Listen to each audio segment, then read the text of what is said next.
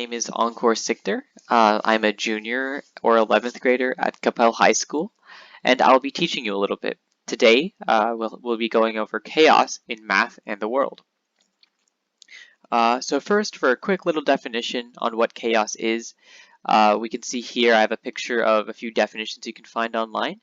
And here we see complete disorder and confusion. And the example for this is snow caused chaos in the region. All you can imagine from this situation is like a bunch of people getting caught in a snowstorm and being all disordered and disorganized, and maybe even confusion occurs. In the next definition, we see a little physics tag, right? That basically means, this definition here is usually in the physics area that it's applied to. And the definition says, behavior so unpredictable as to appear random, owing to great sensitivity to small changes in conditions. Here you can actually imagine something like the double pendulum, which I'll show really quickly. Here I have a quick video by this guy named Make Anything. I'll actually link this video at the end of the presentation if you want to see it. But it's very interesting actually. You can see here, if I turn this on, that these random shapes are caused by changes. The slightest of provocations and changes inside of the system can create amazing shapes like this happening right here. Every time he spins it, these shapes never repeat again. So what chaos is basically an idea that very small things can change things of very large scale.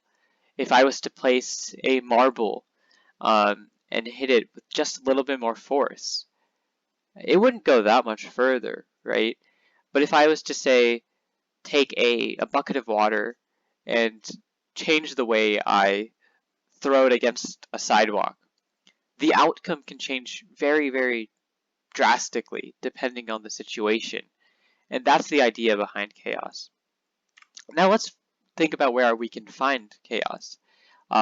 Here I have two pictures of sort of weather things that can happen.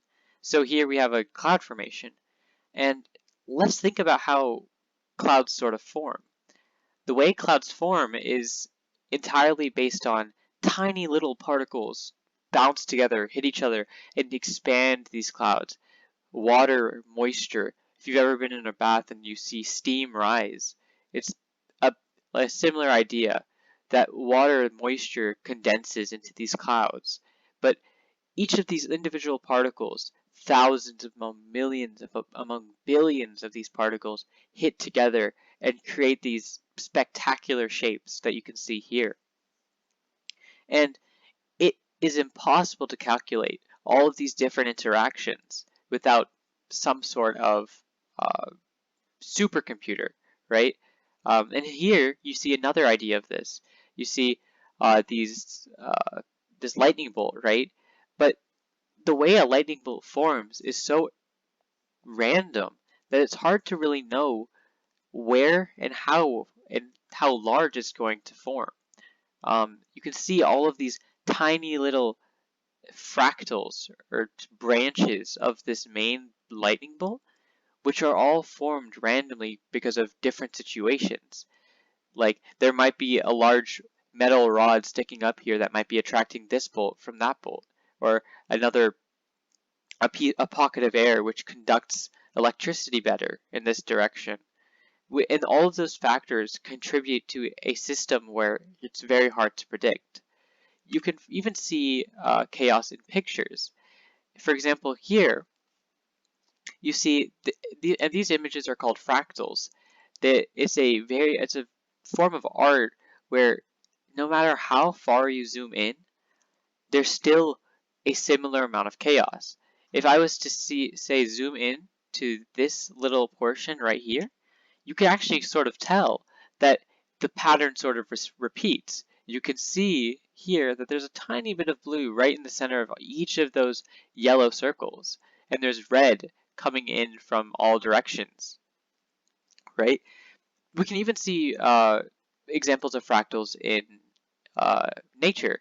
Here we see a snowflake, and there's 6 prongs on each of the coming from this middle hexagon, and this is a perfect example of chaos in nature. Even more so, we can see chaos in this piece of leaf, right? These large branches slowly branch off into these tiny little branches, which then branch off even more into these little branches, and those branches branch off, and those branches branch off, making each of those individual cells. The chaos can be found in practically everything, and it's a reason why things can look so pretty as well. This image right here is very nice to look at, and that's all because of chaos and fractals. The idea of disorder making something that seems orderly, something that can definitely happen.